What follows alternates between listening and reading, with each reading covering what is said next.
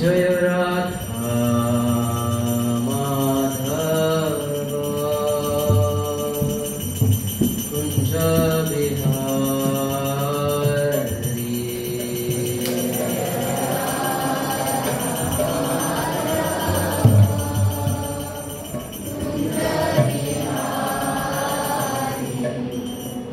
जय राधा माधव कुंज बिहारी।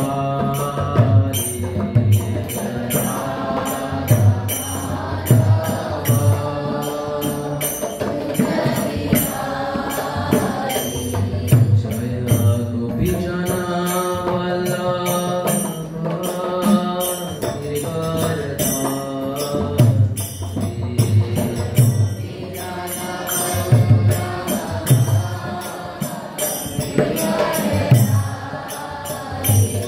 जय गोपीजना वल्लभ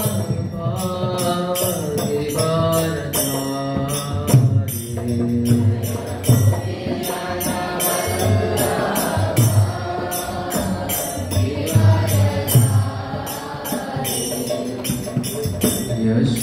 यशोदानन्दन व्रज जनरञ्जना।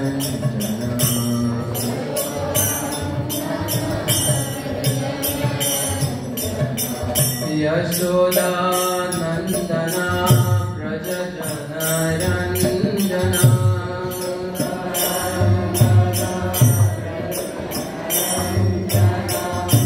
यमुना तीरा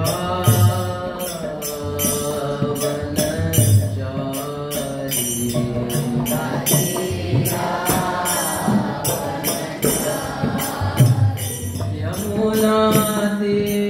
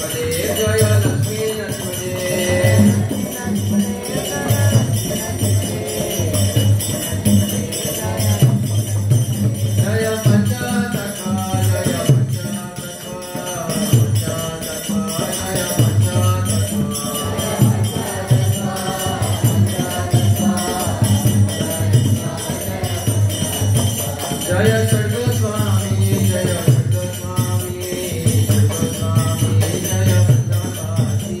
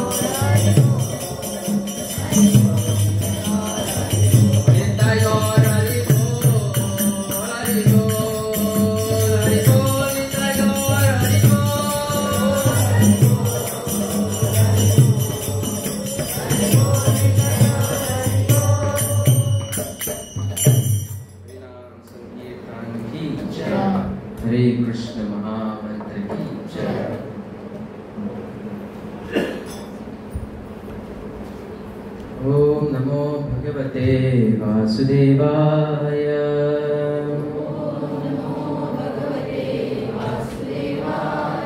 ओम नमो भगवते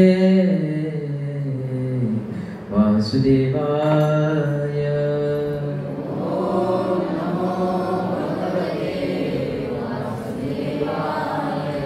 ओम नमो भगवते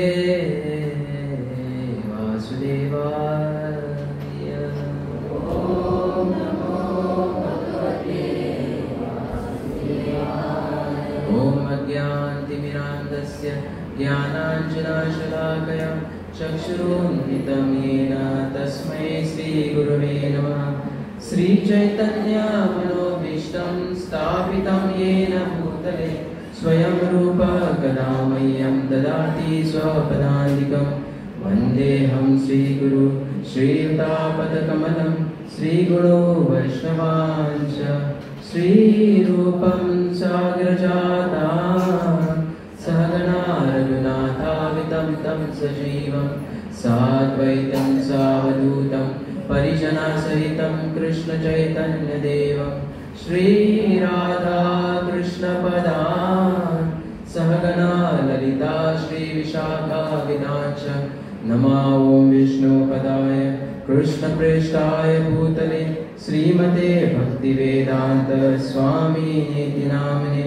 नमस्ते सरस्वते देवे गौरवाणी प्रचारिणे निर्विशेष शून्यवादी पाश्चात्यदेशधारिणे। नमो महावदानाय कृष्णप्रेमपदायते कृष्णाय कृष्णचैतन्य नामिने गौरतेशे नमः।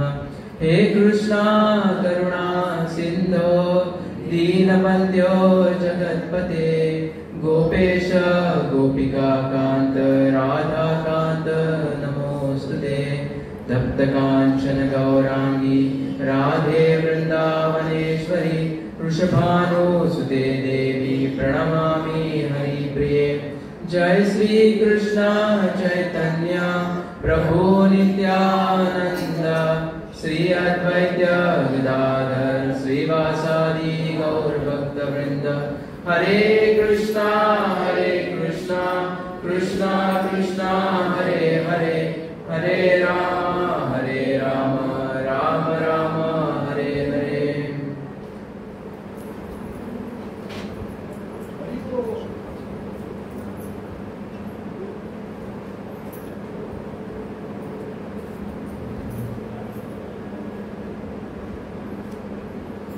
हरे कृष्णा। तुमच्या सगळ्यांचं या आजच्या रविवारच्या सत्संगामध्ये तुमच्या सगळ्यांचं स्वागत। तुम्ही काही लोक मला आज पहिल्यांदाच बघत असणार, पण काही वेळ 6-7 वर्ष अगोदर इकडे मी बसून लेक्चर द्यायचो, आता देत नाही। आज ती अशी अनोखी परत एकदा संधी मिळाली, कारण बाकीचे वैष्णव नाही आहे, त्याच्यामुळे मला या हिताय प्राण प्रभूजींनी सेवा दिली, त्यांचा मी आभार व्यक्त करतो. तर सगळ्यात आधी सगळ्यात आधी मी तुम्हाला सांगू इच्छितो की जास्तीत जास्त मी 1 तास तुमचा आज घेणार आहे. म्हणजे आता 1:45 वाजले, ते 1:45 पर्यंत, 1:30 पर्यंत मी संपवण्याचा प्रयत्न करीन. म्हणजे तुम्हाला मी अगोदर सांगून ठेवतो, कारण तुमची नंतर चलबिचल व्हायला नको. ओके, तर आजचा जो विषय आहे तो नरक चतुर्दशी, लक्ष्मी पूजा आणि Deepavali Mahatma. So today's topic is Mataji and Prabhuji is, I'll be going to speak in Marathi. It's a local language, but the topic for today is Narak Chaturdashi, Lakshmi Puja and Deepavali that is going to happen tomorrow. Okay, so I'm sorry that I will not be able to convey the message in maybe in your language or in English. Okay, so आजचा जर तुम्हाला सांगितलं मी नरक चतुर्दशी जो विषय आहे तो आम्ही अगोदर घेऊया, त्याच्यावरती चर्चा करूया. त्याच्यानंतर लक्ष्मी पूजा आणि त्याच्यानंतर दीपावली. तर नरक चतुर्दशी दिवस जो आहे त्याच्या दिवशी काय झालेलं, तर श्रीकृष्ण जे आहे त्यांनी नरकासुराचा वध केला. आता आणि हा दिवस मोठ्या प्रमाणात गोव्यामध्ये, जो नरक चतुर्थीचा दिवस मी याच्यावरती बोलतोय, दीपावलीवरती नाही, तर हा दिवस जो आहे तो प्रामुख्याने गोव्यात आणि महाराष्ट्रात हा जो नरक चतुर्थीचा जो हे आहे त्याचं जो विधी किंवा तुम्ही म्हणू शकता त्याचं जे दहन जे आहे ते गोव्यात आणि महाराष्ट्रात जास्त प्रमाणात केलं जातं. तर आजचे जर तुम्ही युवा जर बघितले तर ते जास्त काय करतात की 5-6 दिवस कोणी महिनाभर घेऊन नरकासूर करण्याचा ते थाटाथाट मांडतात तिकडे. त्याच्यानंतर ते त्यांना रेडी करतात, तो पुतळा रेडी करतात. त्याच्यानंतर रात्रीचं म्युझिक, नाच गाणं लावून, दारू पिऊन, त्याच्यानंतर सिगरेट पिऊन वगैरे असे काही गोष्टी जे आहेत, वाईट गोष्टी, ते सगळे आचरणात आणून ते दुसऱ्या दिवशी पहाटेच, म्हणजे दीपावलीच्या दिवशी पहाटेच त्याचं दहन करतात. त्याला जी अग्नी जी आहे ती देऊन त्याचं विसर्जन करतात.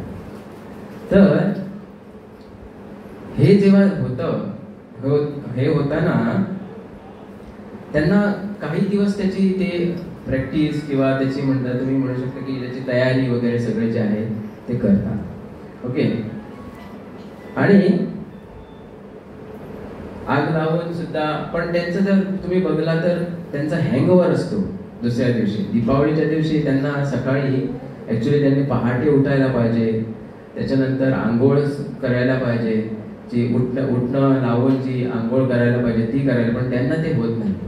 फॅमिलीचे बाकीचे लोक असतात ते पोहे खातात, त्यांनी एक रांगेत बसून ते त्यांना आरती ओवाळणे वगैरे सगळं होतं. पण हे जे मुलं असतात ती आपल्या बेडवरतीच झोपून असतात. ठीक आहे, तर त्यांना दीपावलीचं जे महत्व आहे ते त्यांना माहीत नसतं. ते आज जे युवक आहेत ते काय करतात, तर नरकासुराला पूजतात. जशी देवासारखी, जसं आम्ही गणपतीची वगैरे मूर्ती करतो, जो मूर्तिकार असतो तो गणपतीला, त्या मूर्तीला जेव्हा तो करीत असतो ती मूर्ती, त्याला जेव्हा तो आपलं सर्वस्व लावून ती मूर्ती तयार करतो, तसं ही जी मुलं आहे ती आपल्या जो नरकासूर आहे त्याला ती तेवढी आपली जी आर्टिशियन त्यांची म्हणून किंवा कलाकारी त्यांची आहे ती सगळी त्याच्यामध्ये ते उतरवतात. म्हणजे त्यांचं ध्यान कुठे आहे तर तुम्ही बघू शकता की नरकासुरात, म्हणजे वाईट गोष्टीत त्यांचं ध्यान आहे. कोणीच कृष्ण करत नाही, कृष्ण करून ते कृष्णाला पूजू शकतात असं कोणी करत नाही. ते काय करतात, नरकासूर करतात. तर हा नरकासूर आहे तरी कोण आणि त्याला का याचं वध करावं लागलं, तर याच्यावरती मी तुम्हाला पुढे नेऊन घेतोय. तर जेव्हा हिरण्यक्ष हा कोण होता? हिरण्यक्ष हा हिरण्यकशिपूचा भाऊ होता आणि प्रल्हाद महाराजांचा काका. ओके, हिरण्यक्ष हा कोण होता? प्रल्हाद महाराजांचा काका. तर हिरण्यक्ष हा खूप बलवान शक्तिशाली होता. तिन्ही लोकांवरती त्यांनी आपलं वर्चस्व केलेलं होतं. तेव्हा एकदा त्यांनी काय केलं, असेच देवगणांना त्रास करायचा, मानवाचा त्रास करायचा. तसंच त्यांनी भूमिदेवीला एकदा त्यांनी काय केलं, भूमिदेवी जी आहे भूमी माता, ओके, ते भूमी मातेला त्याने खसरून म्हणजे तिला ओढून तिला कुठे घेऊन गेला? खोल समुद्र पाण्यामध्ये तिला घेऊन तिकडे तिला ठेवून. हे होताच काय झालं की अंधकार, सगळीकडे अंधकार पसरला. कारण पृथ्वीला जो उजेड जो आहे तो कुठे भेटू शकतो? जेव्हा जिथे स्थित केला आहे तिकडे सूर्यदेव जे आहे ते त्याला प्रकाश देईल, बरोबर. आणि सूर्याच्या प्रकाशाने भूमीवरती उजेड राहील, प्रकाश राहील. तर ही जी भूमी त्यांना हिरण्यक्षाने जेव्हा समुद्राच्या खोल पाण्यात जेव्हा घेऊन गेले तिकडे पुरा अंधकार झाला, पृथ्वीवरती पुरा अंधकार झाला. लोकांना काही समजेना, काही करायचं काय नाही, काय नाही. ओके, तर सगळे जे ब्राह्मण, सगळे ऋषीमुनी, देवगण, आदी देवी देवता, हे सगळ्यांनी काय केलं? ब्रह्माजींच्या पाशी गेले आणि ब्रह्माजींच्या पाशी जाऊन त्यांना निवेदन करू लागले, प्रार्थना करू लागले की हे ब्रह्मदेव, या भूमी तलावर आता मोठं संकट आलेलं आहे. आम्ही हे बघतो आहे की भूमी देवी जी आहे ती पाण्यामध्ये, खोल पाण्यामध्ये गेलेली आहे, तिकडे पुरा अंधकार झालेला आहे. तर आम्ही काय करायचं? तुम्ही याच्यावरती काहीतरी उपाय सुचवा. तुम्हाला माहित असेल की ब्रह्मदेव जे आहेत ते कधी उपाय नाही करत. ब्रह्मदेव काय देतात? वर देतात. आणि उपाय कोण करतो? श्रीहरी, श्री विष्णू उपाय करतात, बरोबर. तर त्याच्यानंतर ब्रह्मदेव म्हणाले की मी काही करू शकत नाही याच्यामध्ये, तुम्ही कुठे जावा? हरीपाशी जावा आणि ते काय सांगतात ते ऐका. जेव्हा ते सगळे ऋषीमुनी, देवगण, देवता सगळे जे त्यांच्यापाशी गेले, विष्णूपाशी, आणि मोठमोठ्याने ते म्हणायला लागले, विष्णू विष्णू विष्णू विष्णू विष्णू विष्णू त्राही माम, विष्णू विष्णू विष्णू विष्णू विष्णू विष्णू रक्षा माम. तर ते त्यांना प्रार्थना करू लागले, ते ओरडू लागले की आम्हाला या त्रासातून मुक्त करा, लिबरेट अस, या त्रासातून मुक्त करा. तर श्री विष्णू आणि भूमी माता ची प्रार्थना तर चालूच होती. आता जेव्हा भूमी मातेला तिकडे घेऊन गेले म्हणजे भूमी माता तर गप्प राहणार नाही, ती सुद्धा प्रार्थना करत होती की मला या जबड्यातून, या राक्षसाकडून मला घेऊन जावं, माझ्या जागेवरती मला घेऊन जावं. म्हणून ती सुद्धा रडत होती, प्रार्थना करत होती. तर हे जी प्रार्थना जी आहे ती देवगणांनी, ऋषीगणांनी, भूमी मातेने जी केली, तेव्हा श्री हरींनी काय केलं, तर श्री विष्णूंनी काय केलं, तर जेव्हा जे ब्रह्मदेव जे होते, ते ब्रह्मदेव जेव्हा ब्रह्मदेव जे होते ते काय करत होते, तेव्हा सृष्टीची रचना करीत होते. सृष्टीची काय करत होते? ध्यानस्थ बसून सृष्टीची रचना करीत होते. ते सृष्टीची रचना करताना हे जे जीव जो आहे म्हणजे विष्णू, ऍक्च्युली तो विष्णू त्यांच्या नाकातून प्रकट होतो. आणि कोणाचं त्याने रूप घेतात? ते सुवराचं रूप घेतात. ते सुवराचं रूप घेऊन ते जीव बाहेर निघतो आणि बघता बघता तो मोठमोठा होत जातो.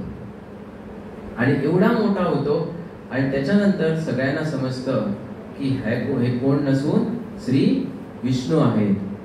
आणि तेव्हा श्री विष्णू काय करतात तर ते मोठे झाल्यानंतर इमिडिएटली मोठे होतात, मोठे मोठे मोठे होत जातात आणि त्याच्यानंतर ते काय करतात तर आपल्या नाकाने सुंगतात. कोणाला सुंगतात? भूमी मातेला सुंगतात. वास घेतात की भूमी माता आहे कुठे. याला सुंकत सुंकत ते कुठे जातात? ते पोचतात समुद्रापाशी आणि त्यांना समजतं की ह्या समुद्राच्या आतमध्ये भूमिदेवीला ठेवलं गेलं आहे, लपवलं गेलं आहे. आणि ते आतमध्ये खोल पाण्यात जातात आणि आपले त्यांचे दात असतात दोन असे, सुळा म्हणतात आम्ही त्यांना. त्या सुळ्यावरती ते त्यांना जी पृथ्वी देवी असते, भूमी माता जी असते, त्यांना ते धारण करतात आणि घेऊन वरती येतात आणि त्यांच्या जागेवरती त्यांना त्यांची परत स्थापना जी आहे ती करते. तर त्याच्यानंतर इमिजिएटली येतो कोण? हिरण्यक्ष. हिरण्यक्ष येऊन तो विष्णू बरोबर युद्ध करतो. हे युद्ध जे आहे ते मोठे युद्ध होतं. 1000 वर्ष 1000 वर्ष 1000 वर्ष हे युद्ध चालू होतं. आणि त्या युद्धातून त्याच्यानंतर जो हिरण्यक्ष आहे त्याला मारलं गेलं, त्याचं वध केलं गेलं. तर आता परत येऊया नरकासुराकडे. तर आता नरकासुराचा जन्म कधी झाला? हे तर हिरण्याक्षाने घेऊन गेला तिकडे. त्याच्यानंतर वराहदेवाने त्यांना उचलून आणली. आता हा नरकासुर कुठे राहिला? आम्ही नरकासुराबाबत बोलत होतो ना. तर जेव्हा भगवंत जेव्हा त्या पृथ्वीला जेव्हा उचलून जेव्हा त्यांना आपल्या दातावरती ज्याला टस्कवरती जेव्हा ते घेऊन जात होते त्यांना, तेव्हा जे दात असतात ते पृथ्वीला स्पर्श होतात आणि ते स्पर्श झाल्यानंतर जे दात आहे ते स्पर्श होतात. जी पृथ्वी असते गोल, तिला स्पर्श झाल्यानंतर तिकडे ती जी पृथ्वी जी भूमी माता जी आहे ती प्रेग्नंट होते. आणि अशा रीतीने त्यांना आणि काही जे आचार्यगण आहेत ते सांगतात की जेव्हा त्यांना घेऊन जाते, त्यांना भगवंत घेऊन जातात, तिथे ठेवतात, त्याच्यानंतर त्यांचा विवाह होतो आणि हा पुत्र त्यांना प्राप्त होतो. आता पुत्राचे ते नाव काय ठेवतात? नरका. नरकासूर नाही, नरका. नरका म्हणून त्यांचे नाव ठेवले गेले. तो आणि हे पुढे तो मोठा होत गेला. नरकासूर जो आहे मोठा होत गेला आणि वाईट संघ त्याला मिळाला. आता तो वाईट संघ कोणाचा? तर तो वाईट संघ आहे तो बाणासूर. जो बाणासूर जो एक राक्षस होता त्याचा त्याला वाईट संघ मिळाला. तो वाईट गोष्टी शिकू लागला. तर तो नरकासूर जो आहे, जो नरका, तो शक्तिशाली होताच. कारण का? तर तो भगवंताचा पुत्र होता, तर त्याच्याकडे शक्ती असणारच. तर तो शक्तिशाली होताच. म्हणून त्यांनी काय केलं? जेव्हा त्याला ह्या बाणासुराकडून, तो बाणासुराचा प्रिय मित्र होता सारखा, जिवलग मित्र, तर त्याच्याकडून त्याला उपदेश मिळायचा. तर काय उपदेश मिळायचा? तर विष्णू असा आहे, विष्णू तसा आहे, त्याचे गुण, बाणासुराचे गुण जे ऑफकोर्स ते काय आहेत? वाईट आहे, ते तो गुण प्रदान करायचा, घ्यायचा. आणि असं होत होत त्याची बुद्धी सुद्धा काय झाली? भ्रष्ट झाली. आणि त्याच्यानंतर त्यांनी काय केलं? असंच तो राजा जे असतात, राजा, त्या राजांच्या पुत्रींना त्यांनी बंदिस्त केलं. असे किती त्यांनी मुलींना बंदिस्त केलं? राजकन्यांना 16,100 मुलींना, राजकन्यांना त्यांनी बंदिस्त केलं. त्याच्यानंतर त्यांनी ते नेऊन ठेवलं. त्याच्यानंतर त्याचे जे महल होतं, राजमहल, तिकडे नेऊन ठेवलं. त्याच्यावर बाहेर त्यांनी सेफ्टी घालून ठेवलेली. सेफ्टी कुठली? तर पंचधातूच्या सेफ्टी घालून ठेवलेली. म्हणजे मातीचा वॉल, त्याच्यानंतर पाण्याचं त्यांनी तिकडे हे करून ठेवलेलं. त्याच्यानंतर अग्नी, वायू हे सगळ्याचा त्यांनी वापर करून त्यांनी सेफ्टी जी आहे ती त्यांनी तिकडे स्थापित केली. आणि त्याच्यानंतर माया, म्हणजे मायाचं समजा हे सगळे 5 पंचभूतातून त्यांनी बनवलेली जी सेफ्टी जर तोडली गेली तर ऍटलिस्ट माया जी आहे ती भ्रमित करणार त्या माणसाला किंवा त्या देवाला. आणि तसं करून त्यांनी आपली सेफ्टी जी आहे ती त्यांनी करून ठेवली. तर इकडे आपण काय समजू शकतो, तर एक माणूस दुसऱ्या माणसाच्या वाईट माणसाच्या संघात जेव्हा येतो तेव्हा त्याला काय होतं, तो त्या माणसाचे विचार जे आहेत ते आपल्यात आचरण करीत असतो. तर 5 महत्वाचे मुद्दे आहेत ते मी तुम्हाला वाचून दाखवतो.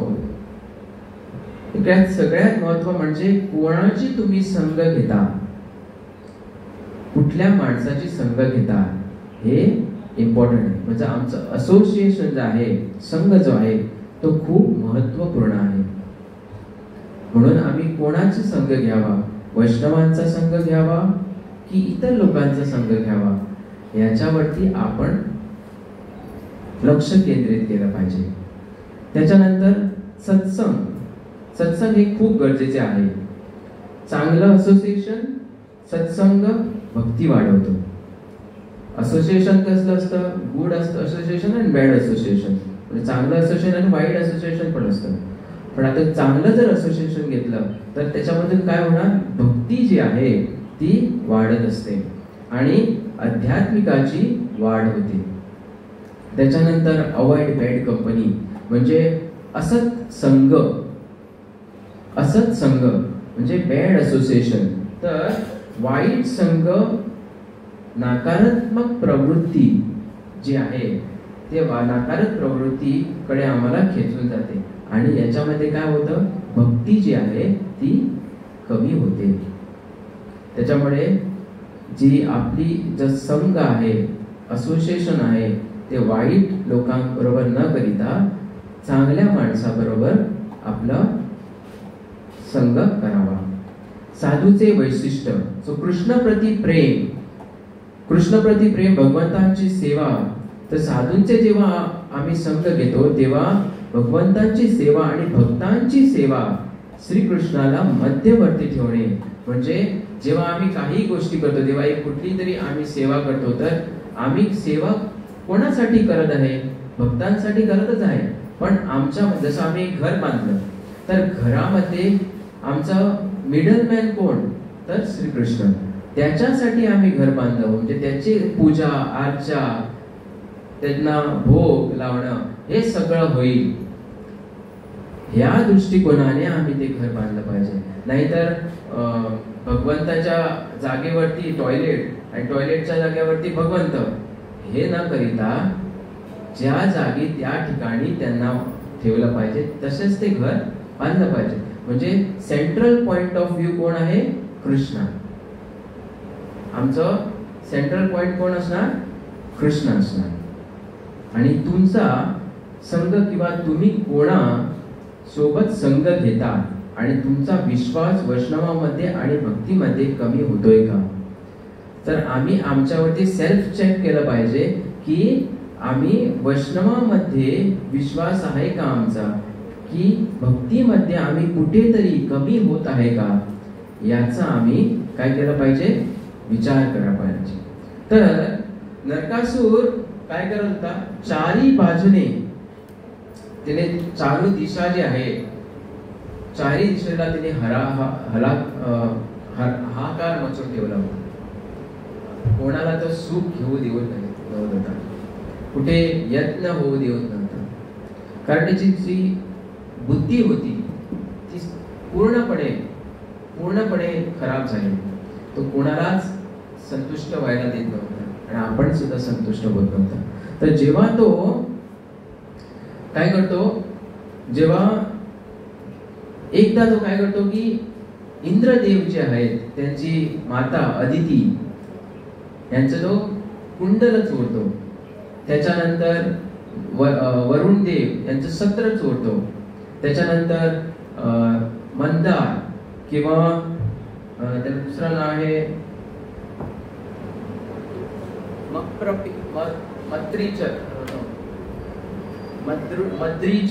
मंद्रीचल हिल, म्हणजे मंद्रीचल जे डोंगर जो आहे त्याला मंद्रीचल, म्हणजे जो जेव्हा समुद्र मंथन झालेलं तेव्हा जो माउंटन किंवा जो हिल किंवा जो डोंगर जो वापरला गेला होता त्याचं नाव आहे मंदार हिल. ठीक आहे. ते त्याच्यावरती जो मणी होता तो दोन्ही चोरून घेऊन गेला होता. तर जेव्हा तो सगळ्यांना खूप त्रास द्यायला लागला तसे देवतागण श्री विष्णूंपाशी जाऊन त्यांनी काय केले, प्रार्थना करू लागले की हे कुठेतरी थांबलं पाहिजे. नरकासूर जो आहे तो खूप त्रास करत आहे, ऋषीमुनींना त्रास करत आहे, देवगणांना त्रास करत आहे, तर हे कुठेतरी थांबलं पाहिजे. आणि त्याच्या अगोदर ऍक्च्युली काय झालेलं तर आकाशवाणी झालेली. आकाशवाणी काय झालेली तर कृष्णांच्या हाती नरकासुराचा वध होईल. आणि जेव्हा ही आकाशवाणी झाली तेव्हा भूमी देवी जी आहे, भूमी माता जी आहे, तिने प्रार्थना ती करू लागली. कोणाकडे ती प्रार्थना कोणाकडे करू लागली? श्री कृष्णाकडे प्रार्थना करायला लागली की म्हणजे वरादेवाला प्रार्थना करायला लागली की हे जे आहे मूल जे आहे आमचं त्याला तुम्ही मारू नका, त्याला तुम्ही सोडून द्या, त्याची हत्या करू नका, त्याचे वध करू नका. तर भगवंतांनी त्यांना काय सांगितलं की मी त्याला मारणार नाही जोपर्यंत तुम्ही मला सांगत नाही की त्याचं वध कर, तोपर्यंत मी त्याला कधीच मारणार नाही. तर ठीक आहे म्हणा. तर त्याच्यानंतर जे आता हे जो नरकासूर आहे जो कुठे राहायचा, कोणाला माहित आहे कुठे राहायचा? एक स्टेटचं नाव सांगू शकता तुम्ही? नरकासूर कुठे राहायचा? आसाम जे हे राज्य जे आहे त्याच्यामध्ये तो प्रज्ञाज्योतिषापुरम म्हणून जे राज्य आहे तिकडे त्या क्षेत्रामध्ये त्याने आपलं त्याचं राज्य होतं. तर हा खूपच हाहाकार मचवायला लागला. सगळे भगवंतांना निवेदन करू लागले की हे भगवान, आता आम्हाला तुम्ही यांच्यातून सुटका करायला गोष्टीतून, हा नरकासूर काही आता थांबेना.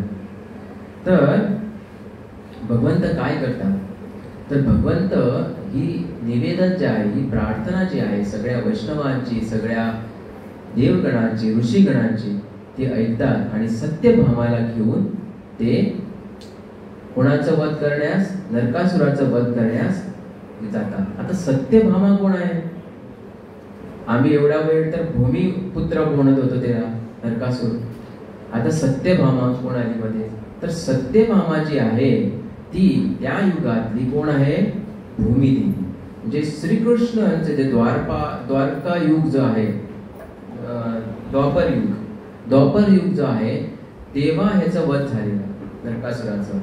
म्हणजे तेव्हा ही कोण होती? सत्यभामा होती. आता हे नमूद केलेलं आहे शास्त्रामध्ये की ती भूमिदेवीचं काय होता? सत्यभामा ही भूमिदेवीचा देवीचा अवतार होता. म्हणून भगवंत तिला घेऊन जातात. आता जेव्हा भगवंत तिला घेऊन जातात आणि सत्यभामा तिला बघते की हा नरकासूर एवढा बलविष्ट आहे आणि याची बुद्धी भ्रष्ट झालेली आहे बुद्धी, आणि तिला हा पण एक राग होता. कुठला? तर जेव्हा अदिती माताचे, इंद्रदेवांची जी आई आहे, तिचे जेव्हा कुंडल चोरीला गेलेले, ते चोरले कोणी होते? नरकासूरने, नरकाने चोरले होते. तिचा पण तिला राग होता. आणि ती जी आहे अदिती देवी आणि सत्यभामा ही रिलेशन मध्ये, त्यांचं नातलग रिलेशन असतं, तर तिला तो राग होता. आणि जेव्हा ती नरकासुराच्या किंवा नरकाच्या तोंडापुढे पोचते तेव्हा ती इमिडिएटली भगवंतांना सांगते की याचं तुम्ही वध करा. आणि भगवंतांना तर त्याचीच परीक्षा होती. भगवंत राहिलेले होते की ही कधी सांगते की याचं तुम्ही वध करा. आणि भगवंत सुदर्शन चक्र सोडतात आणि वेळ काढत नाही. कारण ह्याचं जर मन जर चेंज झालं तर आणखी विपरीत गोष्टी घडू शकतात. म्हणून भगवंत काय करतात, इमिडिएटली सुदर्शन चक्र सोडून त्याचं वध करतात. तर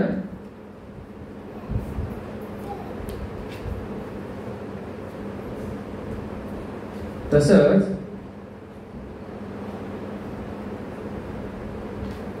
आता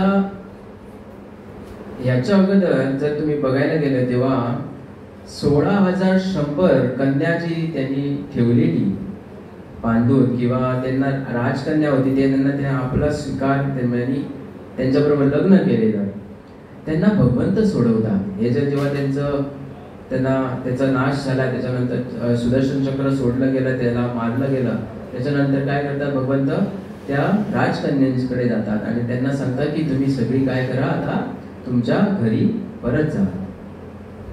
आता ती जी मुली होत्या, राजकन्या होत्या, ती भगवंतांशी प्रार्थना करू लागल्या, निवेदन करू लागल्या की आम्हाला आता कोण आमच्याशी आता लग्न करणार, आमच्याकडे कोणीच लग्न करणार नाही, आम्ही घरी सुद्धा जाऊ शकत नाही. कारण त्यावेळी काय होतं, वैदिक सभ्यता अशी होती की मुलगी जी आहे ती एक रात्र सुद्धा घराबाहेर राहू शकत नाही.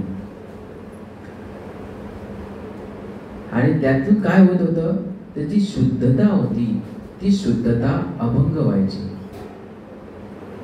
शुद्धता अशुद्ध व्हायची, अभंग नाही अशुद्ध व्हायची. तर आणि त्या वेळेला जे लोक असायचे ते शुद्धतेला प्राधान्य द्यायचे. म्हणून कुठलीही स्त्री एक रात्र सुद्धा बाहेर राहू शकत नव्हती. म्हणून त्यांनी भगवंतांकडे आश्रय मागितला. आणि भगवंतानी, लोक काय म्हणतात, टीका करतात की भगवंतानी 16,108 तो मुलीबरोबर लग्न झाला. तर त्यांना लग्न करायचं नव्हतं, त्यांनी ऍक्च्युली काय केलं आहे, त्यांनी आश्रय दिला आहे. पण आश्रय तर असंच देऊ शकत नाही, त्यांना विधीपूर्वक त्यांना घरी आणायला पडलं, नाहीतर परत लोक काय म्हणणार. अशीच त्यांनी 16,100 मुली त्यांनी आणून ठेवल्या आपल्याकडे आणि त्यांचा तो संघ करत होता. म्हणून त्यांनी काय केलं, तर त्या 16,100 जी मुली राजकन्या आहेत त्यांच्याबरोबर त्यांनी लग्न केलं. आणि हे लग्न केल्यानंतर त्यांना द्वारकामध्ये स्वतःच त्यांना महल बांधून दिलं. जेव्हा जग जो आहे तो, किंवा जगात कुठलाही जेव्हा आधार नसतो तेव्हा कोण आधार देतात, जगदीश जगन्नाथ जे आहेत ते आम्हाला काय करतात, आश्रय देतात. तसं भगवंताने काय केलं, त्या 16,100 राजकन्यांना त्यांनी काय केलं, आधार दिला. तर इकडे आम्ही समजू शकतो की नवरा नसणे, एका स्त्रीला नवरा नसणे किंवा एक मुलगी लग्न होत नाही, तिला आवडत नाही लग्न व्हायला, तर ते किती चांगलं असू शकत नाही याचा पण आम्ही विचार करायला पाहिजे. म्हणून तुम्ही जर बघितलं तर ब्रह्मदेवी असत नसते, ब्रह्मचारी असतात, ब्रह्मचारी असतात, ब्रह्मचारिणी असत नाही. कारण ती जी स्त्री जी असते ती सदैव एका पुरुषावरती डिपेंडंट असलीच पाहिजे, हे शास्त्र सांगते. तिने एका मुलावरती म्हणजे तिच्या जिच्याबरोबर ते लग्न होत असतं त्याच्यावरतीच ती डिपेंडंट राहिली पाहिजे. ती एकत्र राहू शकत नाही. तिला सेफ्टी अँड सिक्युरिटी, म्हणजे तिला आमच्या भाषेत सेफ्टी, सुरक्षा भेटू शकत नाही. कारण तुम्ही आज जर बघता तर तुम्ही कुठे गेलात, जर मुलगी चालत असते समजा रोडवरती, त्याला तो मुलगा तिकडून जात असतो, तो असं बघल्याशिवाय कधीच सोडत नाही. तो बघतोच. म्हणजे तुम्ही जर बघा की आज असं होत असेल तर एक मुलगी कशी एकटी राहू शकते? ती राहू शकत नाही.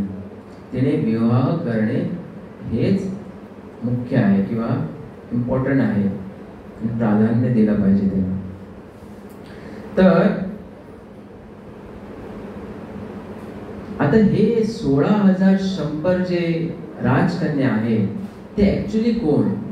तर जेव्हा श्री रामचंद्र जे होते तेव्हा ते 14 वर्षासाठी जेव्हा वनामध्ये त्यांनी जेव्हा ते गेलेले, तिकडे आचार्य असे सांगतात की तिकडे जे साधू संत होते ते साधू संतांनी आपल्या मनात तीव्र इच्छा केली होती की हे परमपुरुष जे आहेत, कारण रामचंद्र जे होते ते फुल्ली अट्रॅक्टेड होते, त्यांची जी बॉडी जी होती ती पूर्ण म्हणजे अट्रॅक्टिव्ह. कृष्णाची बॉडी पूर्ण अट्रॅक्टिव्ह, रामचंद्रांची बॉडी पूर्ण अट्रॅक्टिव्ह. त्यांचा बिल्डअप जो होता तो एवढा होता की ते कोणी आकर्षित व्हायचे त्यांच्यावर. तर ते हे ऋषीमुनी जे होते तिकडचे, ते ऋषीमुनी, कारण भगवान जेव्हा कैकेयीला जेव्हा सांगतात, जेव्हा परत येतात तेव्हा ते सांगतात कैकेयींना की तुमचा मी खूप आभारी आहे, कारण तुम्ही मला तर ती अट घातली नसती, कारण हे भगवंतानीच रचवलं होतं. भगवंतानीच त्यांना सांगितलं होतं की मला तुमच्याकडून एक काहीतरी गोष्ट पाहिजे.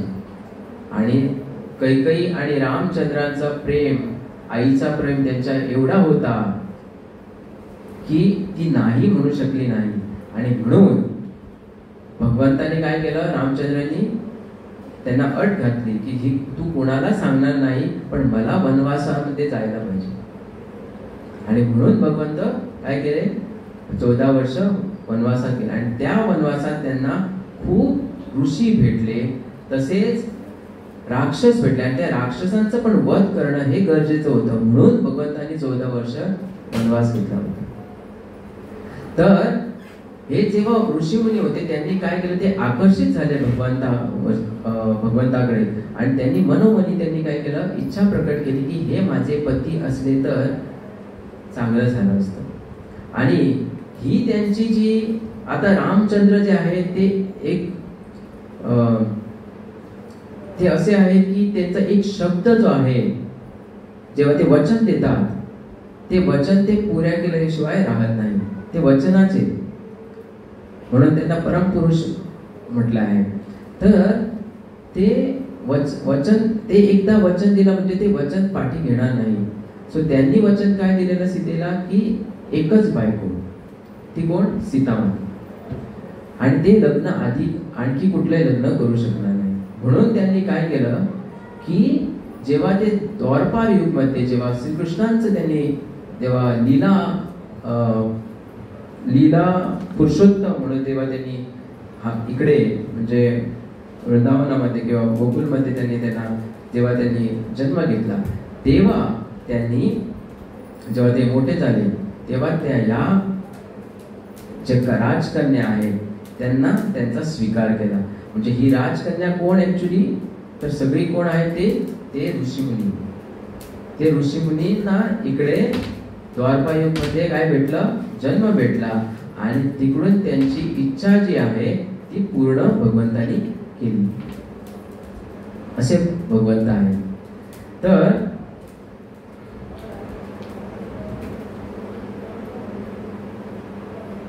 त्याच प्रकारे आपण सुद्धा भगवंताकडे प्रार्थना केली पाहिजे. आम्ही सुद्धा काय केलं पाहिजे, प्रार्थना केली पाहिजे की जर भगवंत समजा अशा राक्षस किंवा असुरी वृत्ते असेल तिचा नाश करतात आणि तुमच्या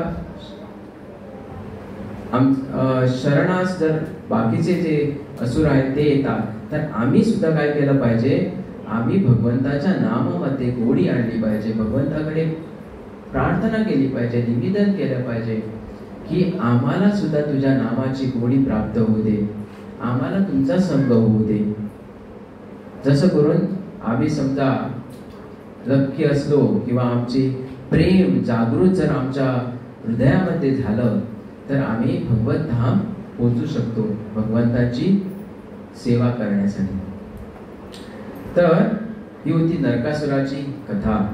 आणि आता आम्ही लक्ष्मी पूजा याच्यावरती थोडंसं लक्ष घालूया. तर लक्ष्मी हा तुमचा आवडता विषय असणार, लक्ष्मी पूजा. कारण लक्ष्मी सगळ्यांना आवडते, पण लक्ष्मीला कोण आवडतात हे कोणाला माहिती आहे? विष्णू कृष्ण आवडतात. सगळेजण काय करतात? लक्ष्मी मला पाहिजे, लक्ष्मी मला पाहिजे, पण ती तशी नाही. तर हे मी पुढे तुम्हाला सांगतोय. सो जेव्हा लक्ष्मी पूजन जेव्हा विषय येतो तेव्हा घरामध्ये पहिल्यांदा म्हणजे साफ सफाई असायला पाहिजे. ठीक आहे, कारण साफ सफाई जी आहे ती आवश्यक आहे. तर तुम्ही बघितलं असेल की दिवाळी असो किंवा चतुर्दशी असो किंवा आणखी कुठले सण असो, आम्ही काय करतो? साफसफाई करतो घरामध्ये. आणि तेव्हाच ती श्रीची मूर्ती किंवा आधी कुठले जे फेस्टिवल जे आहे ते आम्ही साजरा करतो. तर जर लक्ष्मी जर घरामध्ये यायला पाहिजे तर स्वच्छता जी आहे ती असायला पाहिजे. जेणेकरूनच लक्ष्मी काय होते?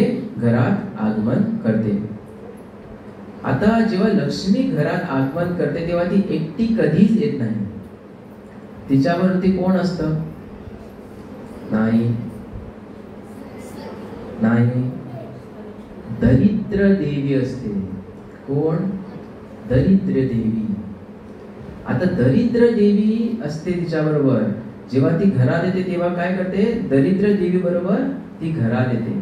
आणि तिकडे जर स्वच्छता जर असेल तर ती आपण थांबते, दरिद्रता जाते. आणि जर स्वच्छता नसेल तर ती काय करते? लक्ष्मी तिकडून निघते आणि ठेवून कोणाला जाते? दरिद्रीला. आता जर तुम्ही बघाल तर एक जर घर आहे, त्या घरामध्ये जर कोणी राहत नसेल, त्याची साफसफाई जर होत नसेल, ऑटोमॅटिकली ते काय होतं? घर पाणी लिकेज होतं आणि काय होतं आणि त्या घराचा नाश होऊन जातो. कारण तिकडे प्रवेश कोणाचा असतो? दरिद्र देवीचा प्रवेश असतो. तुम्ही असे पण लोक बघितले असाल की आम्ही व्हिडिओज बघतो, रील्स बघतो, सगळेजणच बघतात. तर काही लोक जी सिक आहेत आणि ती घरात किंवा त्यांच्याकडे पैसा नाही का ही गोष्टी ती करत नाही, साफसफाई काय करत नाही, घाण ठेवतात. मग तिकडे सहज दरिद्री देवी राहते, त्यांना सिकनेस येतो, त्याच्यानंतर त्यांना होत नाही, काय करायला होत नाही, ते तसेच थांबतात, झाडू मारत नाही, काही नाही, कपडे धुत नाही. ऑटोमॅटिकली त्यांना दरिद्रता येते. काही लक्ष्मीचं तिकडे येणं जाणं काय असत नाही. आणि ते सुद्धा ते लोक जे आहेत त्यांना दरिद्रता येऊन ते त्याच्यानंतर पूर्णपणे ते हाताळून जातात, त्यांना काही असत नाही. तर जेव्हा आपण आता हे जर समजा साफसफाई केल्यानंतर काय होऊ शकतं? तर देवी येऊ शकते, लक्ष्मी देवी येऊ शकते. तर आपण काय केलं पाहिजे? लक्ष्मीचं पूजन करताना आम्ही काय केलं पाहिजे? तर घीचा दिवा प्रामुख्याने पंटीमध्ये, चांगल्या पंटीमध्ये घीचा दिवा लावला पाहिजे. त्याच्यानंतर चांदीचे नाणे, धन, सोन्याचे नाणे जर असेल तर ते घेऊन त्याच्यानंतर त्याच्यावरती कुंकू, हळद, त्याच्यानंतर चांगली मिठाई, हे जे गोष्ट आहे ती आणखी सामग्री जी काय असेल, त्यांना वस्त्र असेल, जे काही आहे ते घेऊन त्यांची पूजा केली पाहिजे. त्याच्यानंतर तऱ्हेतऱ्हेची मिठाई असेल तर ती घेऊन, चांगली सुगंधित फुलं घेऊन ती त्यांना ऑफर केली पाहिजे. ठीक आहे, जेणेकरून ती प्रसन्न होईल. आणि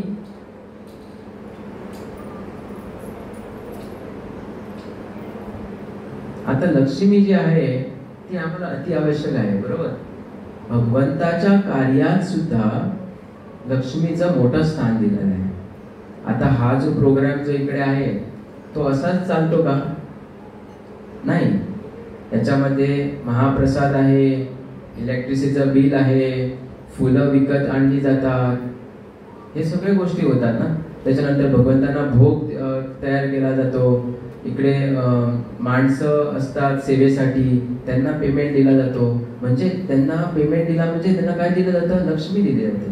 म्हणजे लक्ष्मी जी आहे ती भगवंतांच्या सेवेमध्ये असलीच पाहिजे.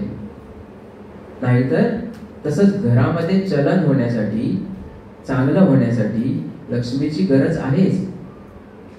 तर आम्ही काय केलं पाहिजे?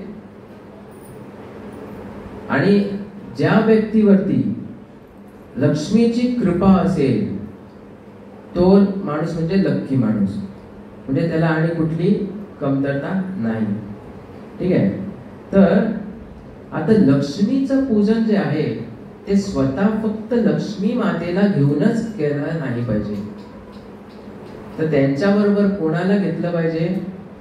त्यांचे जे पती श्री विष्णू जे आहे, श्री नारायण जे आहे, त्यांचं पण तेवढंच महत्व आहे. तेव्हा लक्ष्मीची जेव्हा तुम्ही पूजा करता तेव्हा त्यांच्याबरोबर श्री नारायण जे आहेत ते अति आवश्यक आहेत.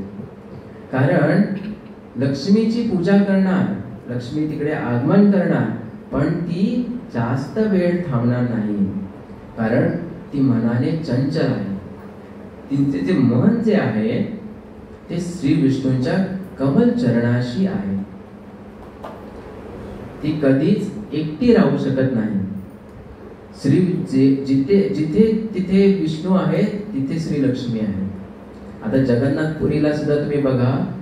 जगन्नाथपुरीला जेव्हा आम्ही म्हणतो की एवढा भोग तयार होतो, भगवंताचे हात ओलेत असतात, एवढा भोग लागत असतो तिकडे म्हणतात स्वतः लक्ष्मी माता भोग तयार करीत असते.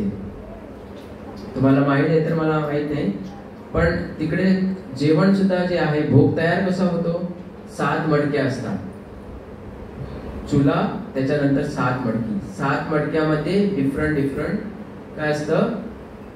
व्यंजने घालून, जे ग्रेन्स आहेत ते घालून शिजवलं जातं. आता तिकडे सुद्धा खालची ऍक्च्युली पहिल्यांदा कुक व्हायला पाहिजे, होय की नाही? ती खालची कधीच पहिल्यांदा कुक होत नाही. कुठली होते? वरची जी आहे ती कुक पहिल्यांदा होते. त्याच्यानंतर त्याच्या खालीची 6वी, 5वी, 4थी, 3री, 2री आणि 1ली, असं होत होत ते जेवण तयार होतं. आणि ते जेवण एवढं स्वादिष्ट असतं आणि पूर्ण आयुर्वेदिक तत्वानेच बनलेलं असतं. तर तो कुठलाही माणूस, शीख माणूस, तर तो भोजन ते किंवा तो महाप्रसाद ग्रहण करेल तिकडे 1 महिना 2 महिना राहून, तर तो सारखा होईल. कारण ते पूर्ण काय असतं? आयुर्वेदिक जे गोष्टी जे आहेत ते घालूनच ते केलं गेलं असतं. असं लक्ष्मींची महत्व आहे. म्हणजे लक्ष्मी कुठे असते? ती दिसली नाही तरी ती भगवंताकडे कुठल्याही तऱ्हेने ती भगवंताकडे असणारच. भगवंत स्वतः एकटे असणार नाहीच. म्हणून घरामध्ये लक्ष्मीचं स्थान एकटं असलं नाही पाहिजे. त्यांच्याबरोबर श्री नारायण जे आहेत ते असायलाच पाहिजे. तर आता जो माणूस ऍक्च्युली जेव्हा लक्ष्मी पूजन, स्वतः लक्ष्मीचं जेव्हा पूजन करतो, तो ऍक्च्युली काय करतो? राक्षसी प्रवृत्ती घेऊन तो ऍक्च्युली पूजा करतो.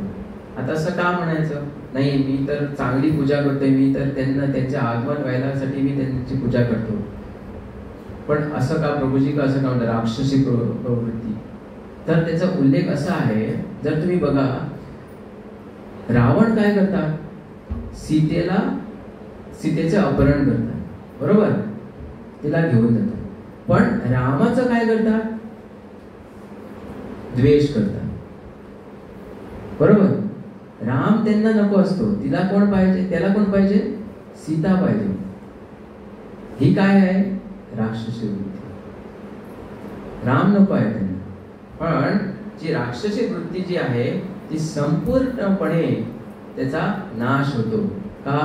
तर तिकडे नारायणांना त्यांनी बोलवलं नाही. त्यांनी फक्त काय केलं? लक्ष्मीची, सीता माताची कोण आहे? स्वतः लक्ष्मी आहे, तिला त्यांनी तिकडे घेऊन गेले. म्हणून आम्ही सुद्धा जेव्हा लक्ष्मी पूजा करतो तेव्हा श्री नारायण सोबतच लक्ष्मी पूजन केलं पाहिजे, जेणेकरून ती तिकडे आपलं बैठक जे आहे ती तिकडेच बैठक घेऊन बसेल आणि तुमच्यावरती कृपा दृष्टी ठेवेल, जेणेकरून आम्हाला लक्ष्मी जे आहे, चलन जे आहे ते कधी कमतरता त्याची पडणार नाही. हे झालं लक्ष्मी वापर.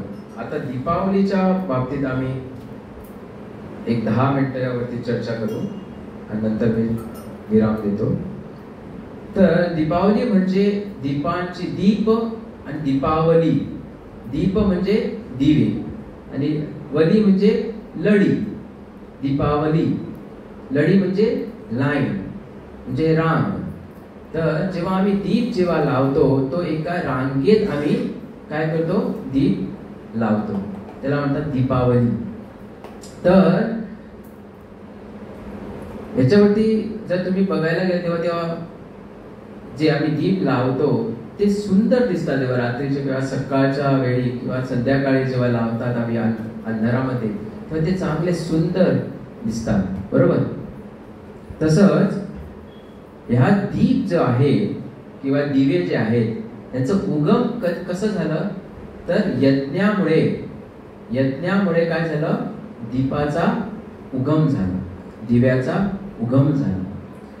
त्याच्यानंतर हे यज्ञ जे आहे ते काय करतं? बेसिकली देव आणि मनुष्य यांच्यामध्ये संबंध तयार करतात. म्हणजे कसं? तर आम्ही नरसिंह यज्ञ करतो समजा. आता नरसिंह यज्ञ का करतो आम्ही?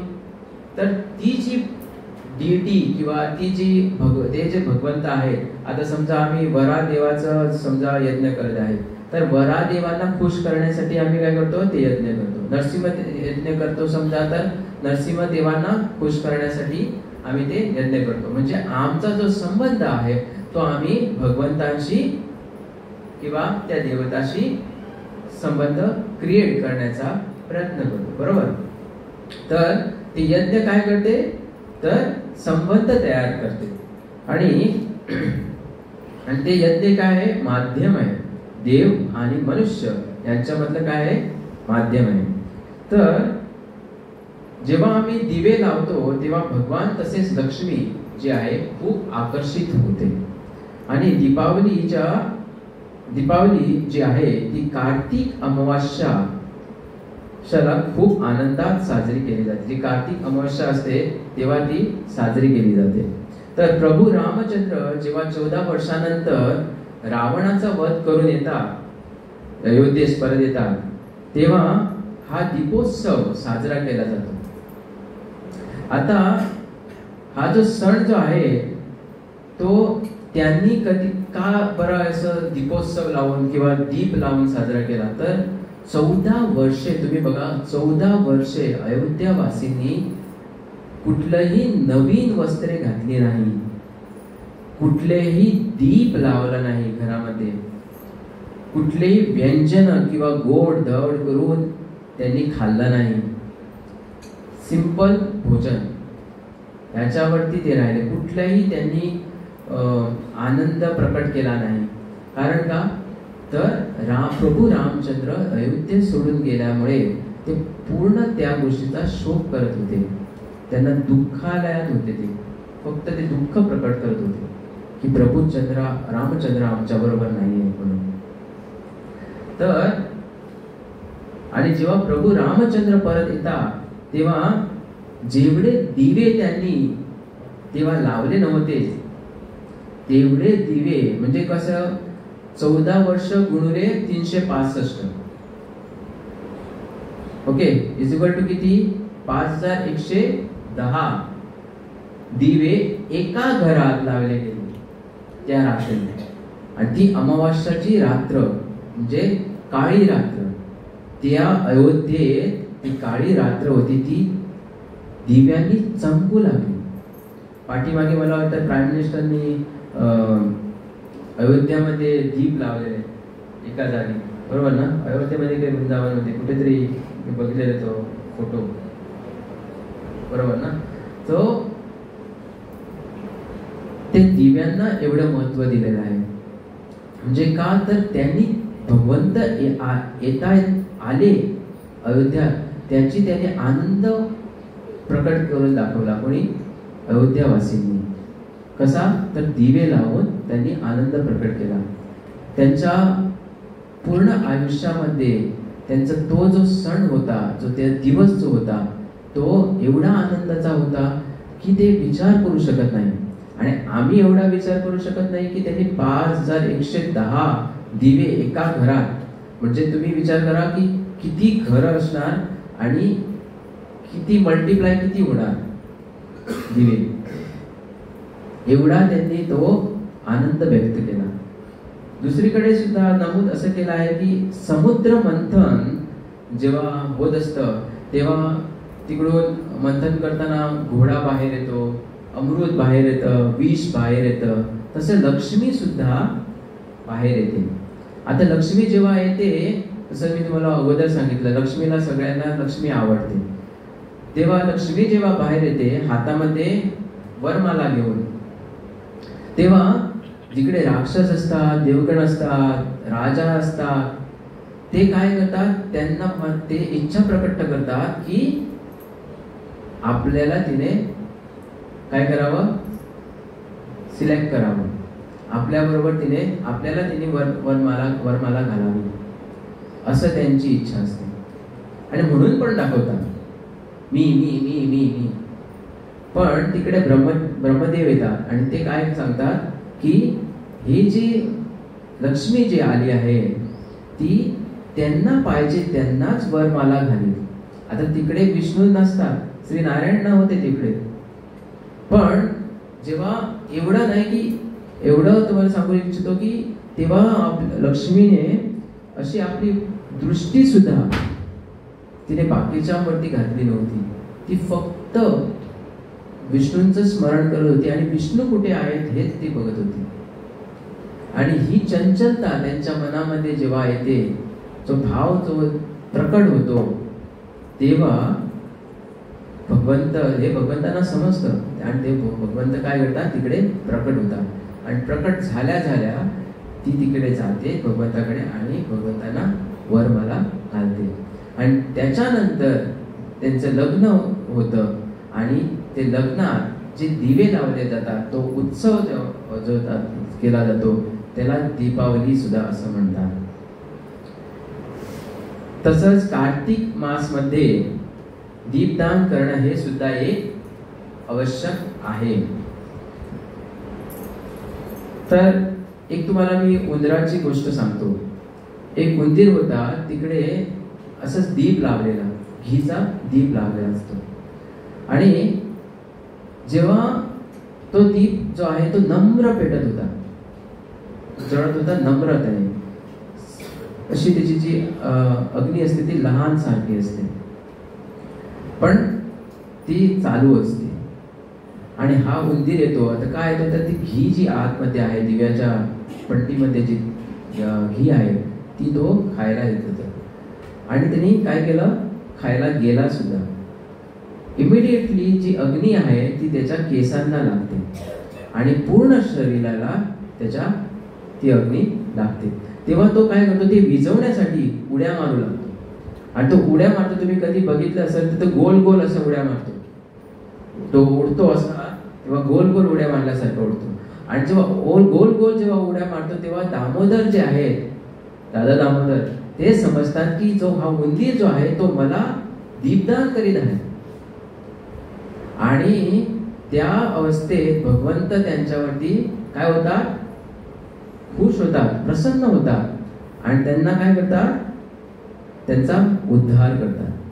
म्हणजे तुम्ही जर बघा की जर शुद्ध प्रेमाने सुद्धा आम्ही जर समजा दीपदान जर केला भगवंताला, या पूर्ण कार्तिक मासमध्ये जर एक उंदीर समजा भगवंतांना त्यांना माहीत नसून जर समजा सुद्धा तर जर त्यांच्याकडून तसं घडलं असेल आणि आम्हाला माहीत असून जर समजा आम्ही प्रेमाने भगवंतांना जर समजा दीपदान जर केलं तर आमचं सुद्धा उद्धार होऊ शकतो. एवढे श्री दामोदर जे आहेत ते आमच्यावरती कृपा करू शकतात. म्हणून आम्ही एवढा विचार केला पाहिजे की जेव्हा आपण दीपदान भगवंतांना करतो तेव्हा आपण काय केलं पाहिजे, प्रेमाने भगवंताकडे प्रेमाने आपण तो दीप दान केला पाहिजे, ओवाळला पाहिजे.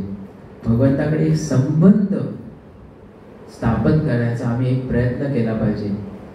भगवंतांना दररोज त्यांच्याकडे निवेदन, त्यांच्याकडे प्रार्थना केली पाहिजे की आम्हाला तुमचे जे नाम आहे तुमच्या नामात आम्हाला सदैव रुची येऊ दे. जसं समजा आम्ही प्रसाद घेतो, एक कुठला तरी आयटम समजा पनीर किंवा चिली फ्राय किंवा आणखी काय गुलाबजामुन जसं आम्हाला आवडतो आणि आमची इच्छा असते का आज सेंटरमध्ये गुलाबजामुन असेल का, ओके, तसं आम्ही काय केलं पाहिजे, भगवंतांना सुद्धा आम्ही काय केलं पाहिजे, जी आम्ही एक लहर आम्हाला येते तशी ती आम्हाला दररोज लहर आलेली पाहिजे.